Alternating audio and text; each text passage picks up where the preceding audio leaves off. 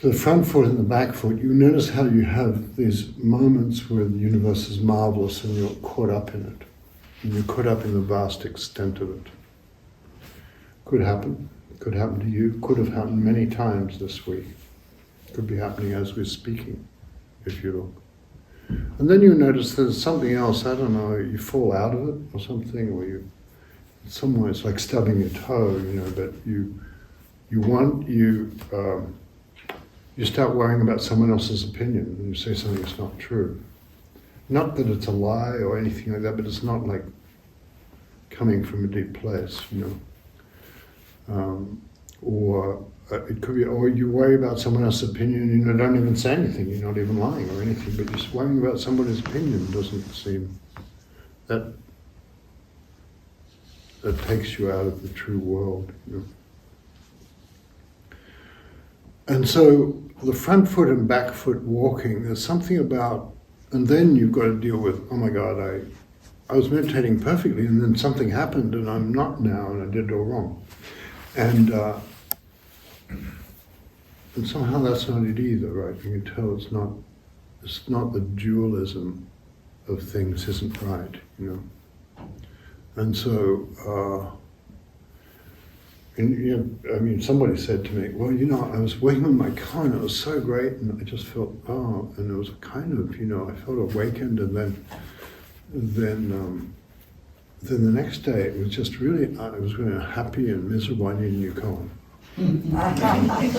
And there's a natural movement of the mind, it's outside circumstances. Or somebody said to me, I've been meditating this kind for about 6 months' time, and I'm leaving it to you, but don't you think it's time for me to have a new car? No. That's where I used to, like in the old days, I had a bell, and I'd just ring the bell and the person left. But there's nothing, it's a sort of harmless thing we do, but we're always reaching out there for things, And then you notice that, so I wanted to talk about, the word Kensho encompasses the front foot and the back foot and the bright and the dark. And it just means seeing your true nature. It's not a big deal, it's a word, But, it's a good thing. And I want to say that it's a real thing. It's not, I don't know, it's not a real thing. And there are many accounts of people having an awakening experience, but you notice they don't ever describe it very well, because when you've shifted, your way of being is shifted, you can't really hang it on the wall and say it's that. And so, and all the old stories that what, like one person who was completely stubborn, difficult person, and then suddenly he wakes up, his teacher hands a candle to go to bed in the dark, and teacher then blows it out. And suddenly he wakes up, the candle gets blown out, and he says it's dark outside, and the teacher hands him the candle, and it blows it out, and suddenly it's dark inside too now. And suddenly this very opinionated, intellectual person suddenly has this awakening and he bows, and the teacher just says, well, why do you bow? What do you see? And he says, from now on I will not doubt the words of an old master, renowned everywhere under the sun. Doesn't really tell you a lot about what he experienced, does it? But you can feel something has really happened, and so it's like that. It's one of those things, and some of them are sort of like that. They're very sudden. Other people, they just like it opens and opens and opens,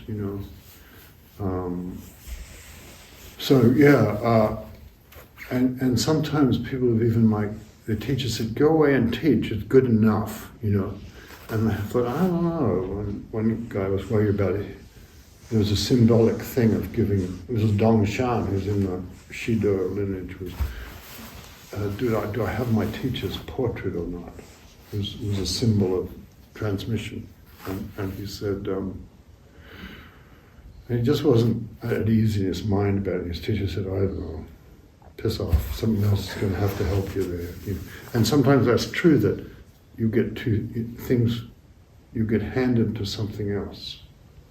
Happened with Lin Ji, and his teacher kept refusing him entry, and he went to someone else, and then suddenly everything opened. But his teacher's refusal, his teacher holding him to the difficulty, helped him come open. And the portrait thing is, his teacher wasn't unkind, but he just sent him away, and really in a way I've done what I can, and go away and find out. And then he was obsessing about whether he had the portrait or not, and he looks in the stream as he's crossing, and he sees his face. And suddenly that's the next piece of the awakening. It wasn't that he didn't have an awakening beforehand, but so you can get one shoe and then the other drop. Somebody told me they kind of got emptiness, but they didn't really, it felt kind of chilly. Ann Aiken said, Aiken was a pretty serious Zen student, and she said, one shoe dropped and then the other, but she had the sense of the vastness, but it wasn't like in her life. And then a couple of weeks later, it was. So, and when an awakening actually is a real thing, and it's not like I'm feeling good today. It's like the world has changed for me. And it doesn't mean that you won't be an idiot afterwards. Very likely you will, and possibly quite soon. But it's more like there's a kind of inner freedom and acceptance of life that happens. And so I'm just saying that. And so those things, when you're in Sesshin, everybody is going to have some moments of joy and becoming one with the environment. Unless you're fighting really hard not to, which you might be, but I think you'll see, I don't really need to leave here. I can understand what it's like, Those people who spend, lots of their life in retreat, in this kind of retreat, and having interviews and doing the koans, and they don't ever want to leave. Well, you can feel that, the truth of that, the expansiveness of that. And so that's a certain kind of, the old technical term for that is, that's a samadhi. It's a mind state, really, but it sort of overlaps with awakening in a way. It's kind of not unhelpful, but it comes and goes. And so then you'll find the next day you're worried about, I opened the door for someone and they didn't smile, So, and you can tell we're caught in something that's none of our business. Even if they can't stand you, who cares? You're trying to do your koan. So do your koan instead of worrying about what they think of you. And let them worry about what they think of you. That's their problem, not yours. And there's a profound thing in Zen, don't mind other people's business. And it's a human thing because, we're all so tied in with mirror neurons and all, somebody eats a banana and just our hand raises, our mirror neurons to raise our hand start working. We start thinking about yellow. But you can tell what I mean, just keep it in. It's a big thing for teaching. We're trying, I think we have a really good teaching faculty here. And one of the things, the big things to teach people is don't be dependent on the quality of your students. Don't be dependent on your students getting it. And there are teachers who, bring students through with a tiny bit of awakening, but it's not doing anybody any favors. So if somebody's holding you, they're doing you a favor. So respect that. And I remember one of the people who was, a sensei here, got sick and doesn't teach with us anymore. But she studied with a teacher who was pretty new, and she would have these little experiences. Say, "Yes, that's it. That's awakening," and then he'd drag her through a few koan answers and stuff, and it was very painful for her. So don't long to go through things that you're not. Long to really understand reality. and have the joy of that, meeting reality, truly meeting reality. And reality will look after you pretty good then, if you're not interfering.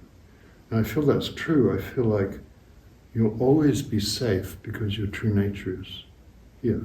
You're in the Tao. And so you won't need to be afraid of things and grasping for things. And if you catch yourself doing that, it'll be sort of more, oh yeah, I don't need to do that, like that, And you'll catch yourself doing that, but, thinking, whatever it is. A physician friend of mine, who I like a lot, and was hanging out with doing a project, and he said, if I'd known I was going to live this long, I would have taken better care of my body. And you can just tell him. His body's got a lot of miles on it from good living. And so that sort of thing comes up, but it's not really a regret, it's just an amusing observation, And we don't know if he would have lived longer if he's still alive. We don't know if he would have done better, if taken better care of his body anyway. So he might have got run over by a bus if he wasn't in the bar. So you can't know those things. Don't stop smoking, you'll be an axe murderer. So we notice how the mind tries to control life by its theories, and we don't need them. And so one of the things when the awakening starts to happen, you start seeing your communion with your participation in the world. Maybe it's a scroll of bark, I've been very smitten by the way the wind and the leaves talk to each other, this retreat. It's very nice, the way the wind and the leaves talk. Yeah.